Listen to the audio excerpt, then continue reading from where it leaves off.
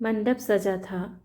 वर पक्ष और वधू पक्ष के लोग एक दूसरे से रस्मी बातें करते हुए खुश दिखने की कोशिश कर रहे थे, लेकिन नीरव के परिवार वालों की आंखों में जो चमक थी वह सिर्फ रोशनी की वजह से नहीं थी, बल्कि उनके बेटे की शादी में दे रहे दहेज की वजह से थी।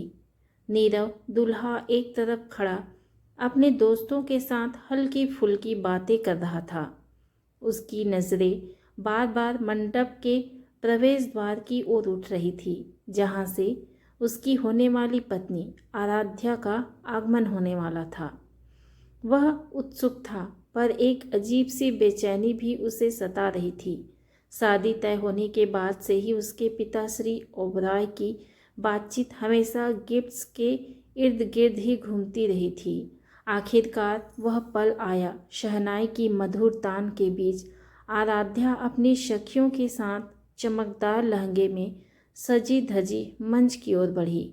उसका चेहरा घूंघट से ढका था, लेकिन उसका आत्मविश्वास उसके हर कदम से झलक रहा था।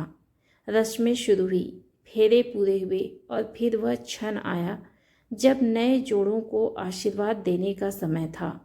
श्री ओबराय ने माइक अपने हाथ में लिया। उनकी आवाज़ में एक गर्व का भाव था, जैसे कोई बड़ा सौदा पूरा कर लिया हो।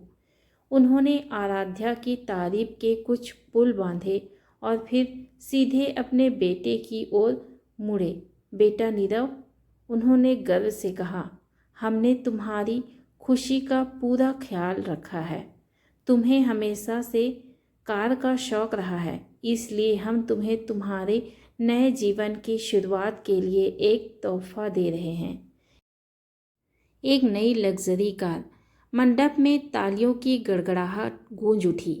नीरव के दोस्तों ने उसे थपथपाया। नीरव ने अपने पिता की ओर देखा। एक क्षण के लिए उसकी आंखों में चमक आई, लेकिन फिर वह तुरंत बुझ गई। वह जानता था कि यह तोहफा क्या है। यह दहेज था, जिसकी मांग उसके पिता ने छिपे तौर पर आराध्या के परिवार से की थी। तभी सब कुछ बदल गया। श्री ओबराय ने माइक आराध्या की ओर बढ़ाया, उम्मीद से देखा कि अब वह धन्यवाद देगी और इस उदारता पर खुशी जताएगी। आराध्या ने माइक लिया। उसने धीरे से अपना घूंघट थोड़ा सा हटाया। उसकी आंखों में न तो शर्म थी, न ही कृतज्ञता का भाव, बल्कि एक ठंडा तीखा संकल्प था।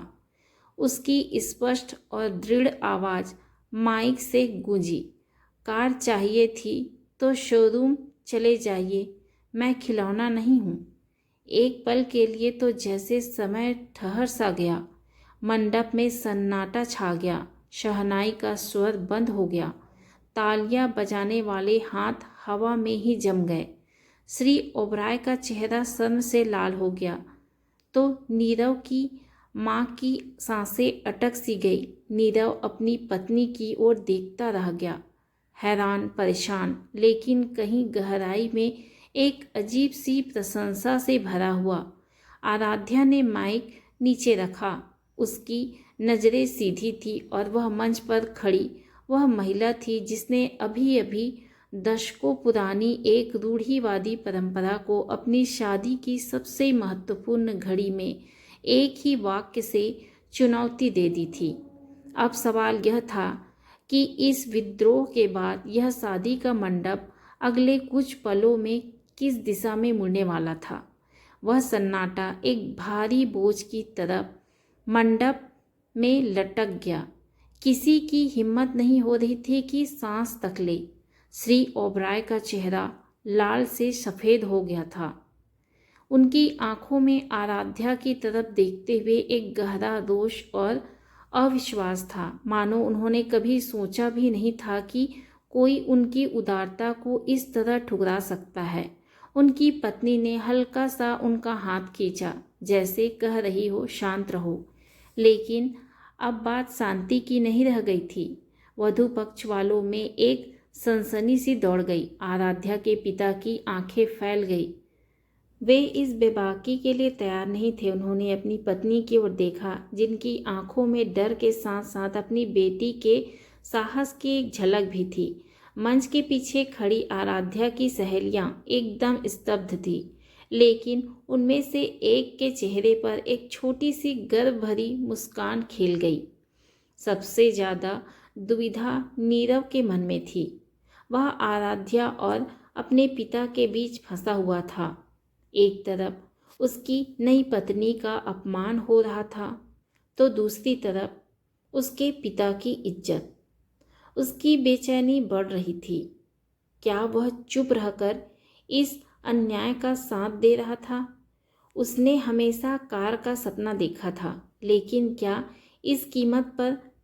तभी श्री ओबराय का गुस्सा फूट पड़ा, बिना माइक के, लेकिन उनकी आवाज़ पूरे मंडप में सुनाई दे रही थी। यह क्या अशोभनीय व्यवहार है? यह तुमने हमारे आदर और प्यार का जवाब दिया। हमने तुम्हें अपनी बहू मानकर यह उपहार दिया था। आराध्या ने सिर उठाया। उसकी आवाज़ में कोई कंपनी नहीं था, बल्कि एक साफ और ठोस दृढ़ता थी। उपहार वह होता है जो बिना मांग के खुशी से दिया जाए। यह कार्य मेरे माता पिता पर एक बोझ थी जिसकी मांग आपने की थी। मैं इस तोहफा का हिस्सा नहीं बन सकती। मैं आपकी बहू बनकर आई हूँ, कोई सौदा नहीं। यह सुनकर मंडप में लोगों के बीच फुसफुसाहट शुरू हो गई। कुछ बुजुर्ग सिर हिला रहे थे, तो कुछ युवा लड़कियों के चेहरे पर एक नई उम्मीद जग रही थी। आराध्या के पिता ने हिम्मत जुटाई और माइक उठाया।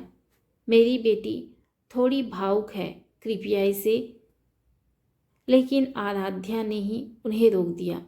पापा, नहीं, यह भावुकता नहीं, सच्चाई है, और सच्चाई कभी कभी कड़वी होती है। नीरव अब और चुप नहीं रह सका। उसने एक कदम आगे बढ़ाया। सबकी नज़रें अब उस पर टिक गई। क्या वह अपने पिता का साथ देगा या फिर अपनी पत्नी का? उसने आराध्या की ओर देखा, जिसकी आंखें अब उससे सवाल पूछ रही थी। क्या तुम भी उन्हीं में से एक हो? नीरव ने गहरी सांस ली और माइक उठाया। उसकी आवाज़ थोड़ी काँप रही थी, लेकिन संकल्प पूरी तरह साफ था। पापा, आराध्या सही कह रहे हैं। मंडप में एक बार फिर से सनसनी फैल गई। नीरव ने आगे कहा, मुझे कार पसंद है, लेकिन मैं इसे इस तरह नहीं चाहता। मैं आराध्या से प्यार करता हूँ, न कि उसके साथ आने वाली किसी चीज़ से। हमारी शादी एक सौदा नहीं है। श्री ओबराय पूरी तरह से अलग थलग पड़ गए थे। उनका अपना बेटा भी उनके खिलाफ खड़ा हो गया था। वह बिना कुछ कहे वहाँ से हट गए और अपनी सीट पर जा बैठे। उनका सिर शर्म और गुस्से से झुका हुआ था। मंडप में हड़बड़ी और असमंजस का माहौल था। शादी की रस्में अधूरी पड़ी थी। सवाल यह था कि अब आगे क्या होगा। क्या यह शादी टूट जाएगी? श्री ओबराय के हटते ही मंडप में जो सन्नाटा छाया, वह अब शोर में नहीं, बल्कि एक गहरी भारी चुप्पी में बदल गया। यह चुप्पी इतनी तीखी थी कि दूर बज रही शहनाई की आवाज़ भी इसमें दब सी गई। फूलों की सुगंध अब मंडप के तनाव को और भी भारी बना रही थी। नीरव की आवाज़ ने जो बिजली गिराई थी, उसके बाद का क्षण सबसे मुश्किल था। वह अब भी माइक पकड़े खड़ा था, मानो उसके हाथों ने ही उसे जकड़ लिया हो। उसकी नज़रें अपने पिता की पीठ पर टिकी थी, जो उनके लिए एक अपराध बोध और समाज के डर का प्रतीक बन गई थी। तभी एक कोमल स्पर्श ने उसे वर्तमान में लौटाया। आराध्या ने अपना हाथ बढ़ाया और धीरे से उसका हाथ थाम लिया। उसका स्पर्श ठंडा नहीं, बल्कि एक स्थिर गर्मजोशी भरा आश्वासन था। नीरव ने मुड़कर उसकी ओर देखा। आराध्या की आंखों में अब वह चिंगारी नहीं थी, बल्कि एक गहरी संवेदना थी। उन आंखों में एक सवाल नहीं, बल्कि एक जवाब था, तुम अकेले नहीं हो। ये छोटा सा स्पर्श उस पल की सबसे बड़ी जीत थी। नीरव ने अपनी उंगलियां उसकी उंगलियों में उलझा ली यह कोई इशारा नहीं बल्कि एक गठबंधन था, दो लोगों का एक नई शुरुआत के लिए पुरानी परंपराओं के खिलाफ खड़े होने का। तभी एक और हैरान करने वाली घटना हुई। नीरव की माँ श्रीमती ओबराय, जो अब तक चुपचाप सब कुछ सह रही थी, अचानक उठी। उनके चेहरे पर आंसुओं के निशान थे, लेकिन अब वे रो नहीं रही थी। उनकी आंखों में एक अजीब सी दृढ़ता थी। वह धीरे धीरे मंच की ओर बढ़ी। सबकी निगाहें अब इस नाटक की तीसरी एक्ट्रेस पर टिक गई। वह सीधे आराध्या के पास पहुंची। उन्होंने अपनी साड़ी का पल्लू संभाला और फिर आराध्या के कंधे पर हाथ रख दिया। उनकी आवाज़ भरी हुई थी लेकिन स्पष्ट थी। मेरी बहू, मेरी बेटी सही कह रही है। यह कहते हुए उनकी नज़र अपने पति पर पड़ी। उन्होंने हैरानी से मुड़कर देखा। श्रीमती ओबराय ने कहा, कितने सालों से हम औरतें चुप रहे हैं। दहेज का दर्द, अपमान का घूंट सब पीती रही है। आज इस लड़की ने वह हिम्मत दिखाई है जो मैं कभी नहीं दिखा पाई।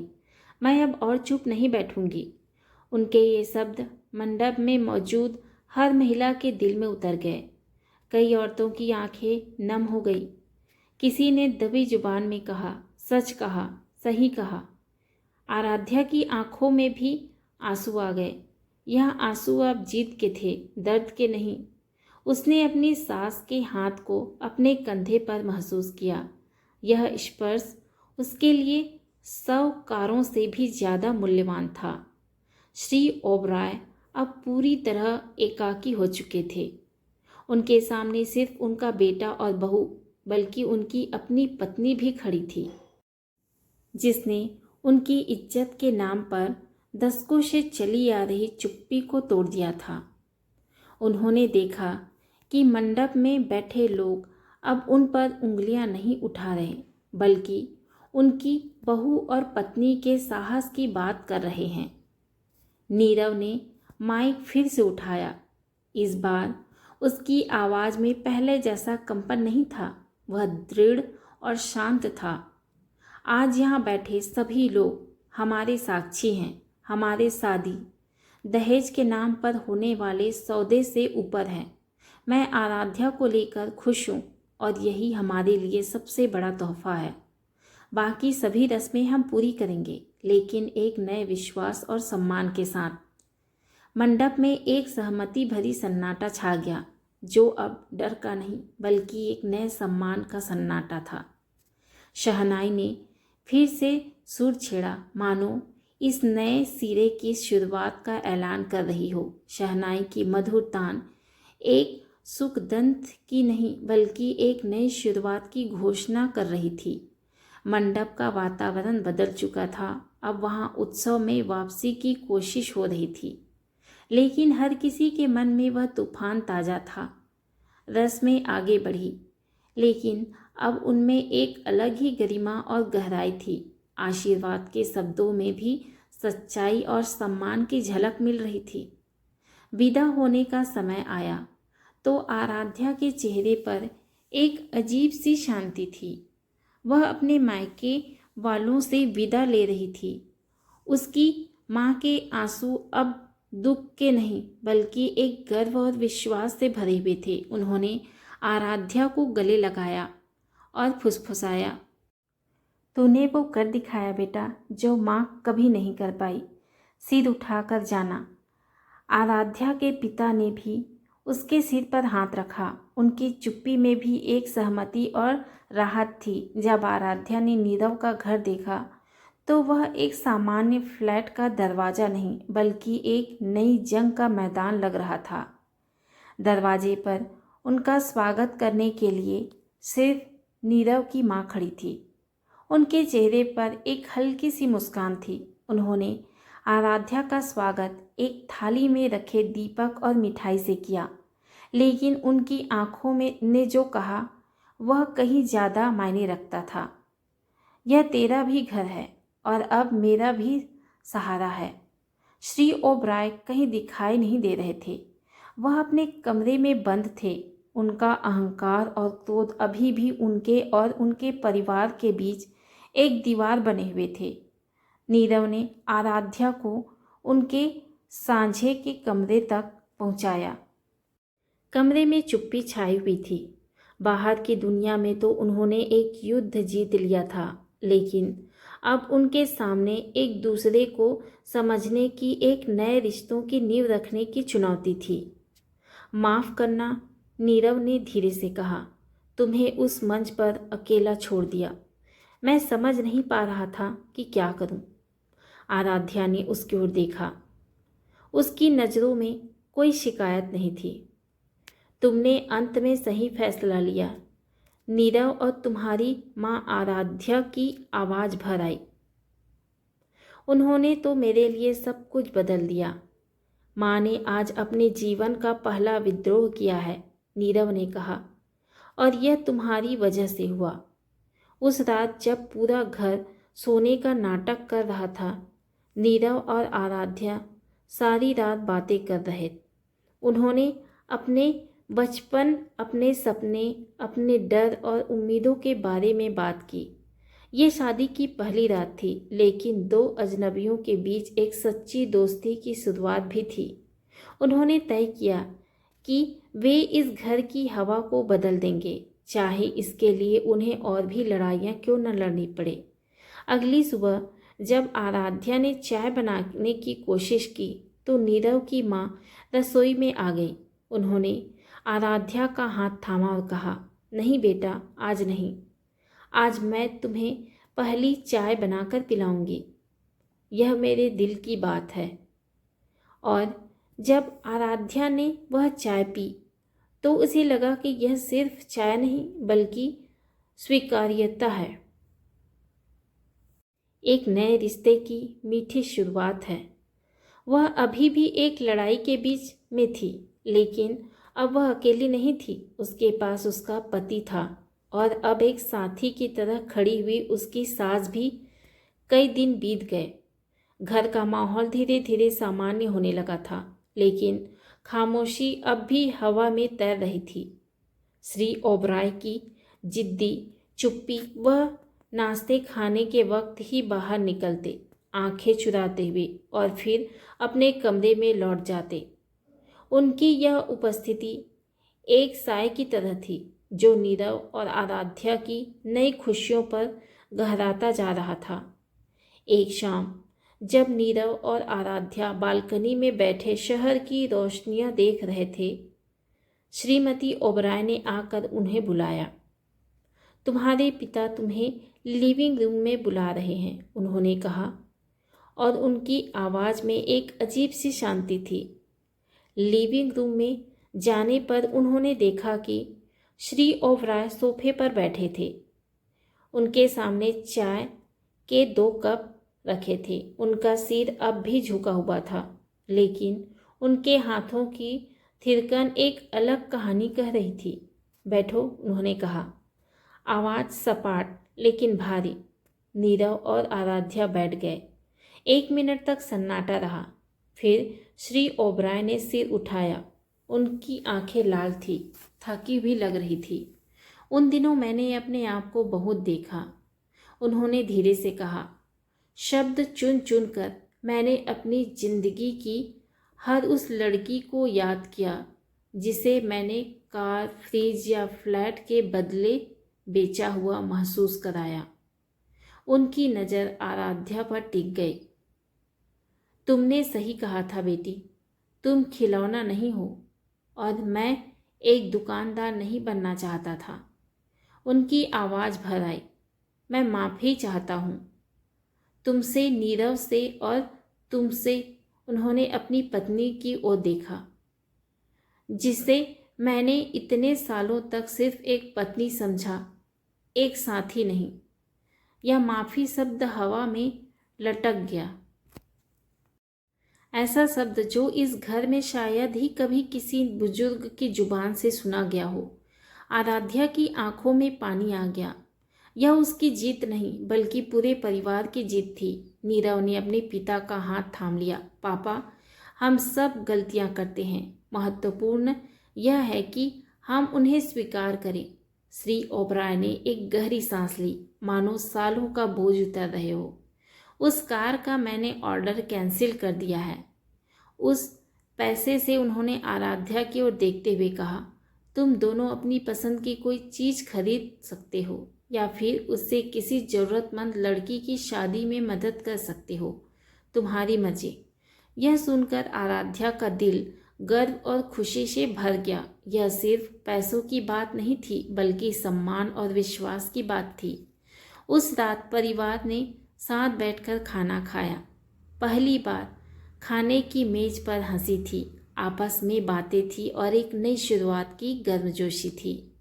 श्री ओबराय ने आराध्या से उसके काम और सपनों के बारे में पूछा और सच्ची दिलचस्पी से उसकी बात सुनी।